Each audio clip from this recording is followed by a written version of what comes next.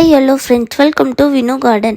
இந்த வீடியோவில் நீங்கள் எதை பற்றி பார்க்க போகிறீங்கன்னா ஒரு live visit of my garden அப்படின்னு தான் பார்க்க போகிறீங்க. அது என்ன லைவ் விசிட் அப்படின்னு பார்த்துட்டிங்கன்னா, சும்மா என்னோடய தோட்டம் எப்படி இருக்குது, எந்த அளவுக்கு பூக்கள் பூத்துருக்கு அப்படின்ட்டு எல்லா செடியும் நான் உங்களுக்கு ரேண்டமாக காட்ட போகிறேன். கண்டிப்பாக இது உங்களுக்கு ரொம்பவே பிடிக்கும்னு நினைக்கிறேன். ஏன்னா எல்லா வெரைட்டிஸும் கிட்டத்தட்ட ஏகப்பட்ட பூக்கள் பூத்துருக்கு. நான் என்ன மாதிரியான ஃபர்டிலைசர்ஸ்லாம் என்னோடய ரோஜா செடிகள் கொடுக்கறதுனால இந்த மாதிரியான பூக்கள்லாம் பூக்குது அப்படின்னு பார்த்துட்டிங்கன்னா, வெங்காயத்தோல் தண்ணியில் ஊற வச்சு கொடுப்பேன்.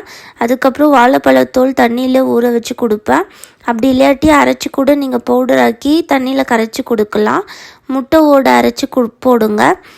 அதுக்கப்புறம் பார்த்துட்டிங்கன்னா அரிசி கழுவுன தண்ணி, அதுக்கப்புறம் அரிசி வடித்த கஞ்சி தண்ணி, அதுக்கப்புறம் பார்த்துட்டிங்கன்னா ஆரஞ்சு பழத்தோல், அதுக்கப்புறம் கலக்காய் போட்டு அரைச்சி கொடுங்க.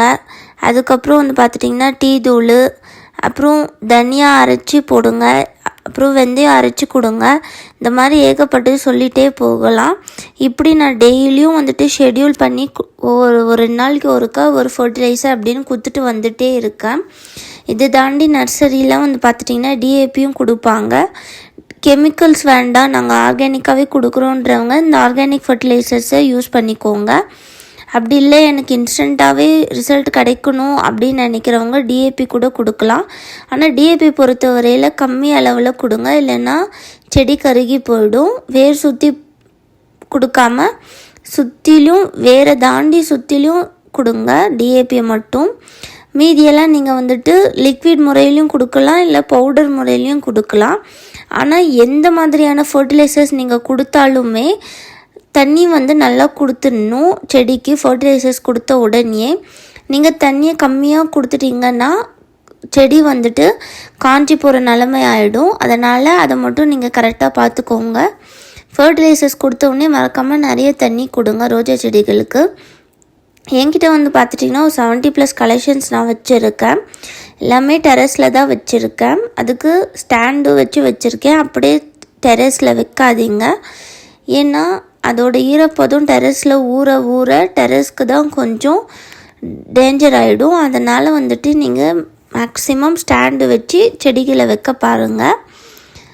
அதுக்கப்புறம் வேறு எதுனா டவுட்ஸ் இருந்தால் கமெண்ட்ஸில் மறக்காமல் கேளுங்க, நான் உங்களுக்கு கண்டிப்பாக எக்ஸ்பிளைன் பண்ணுறேன். இந்த ரோஜா செடிகளாக நான் எங்கேருந்து வாங்கினேன்னு பார்த்துட்டிங்கன்னா, க்ரீன் லைன் நர்சரி கிருஷ்ணகிரியிலேருந்து தான் வாங்கினேன்.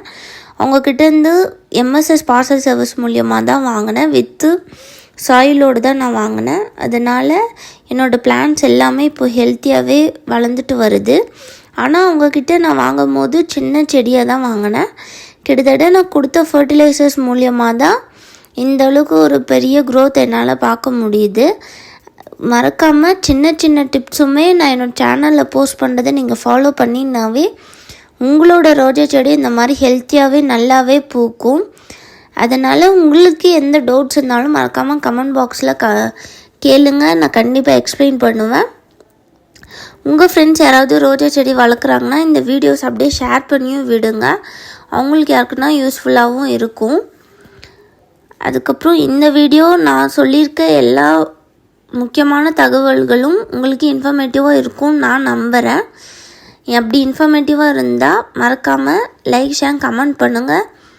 முக்கியமாக வினு கார்டன் சேனலை சப்ஸ்கிரைப் பண்ணிக்கோங்க. உங்கள் ஃப்ரெண்ட்ஸுக்கும் ஷேர் பண்ணுங்கள். தேங்க்யூ.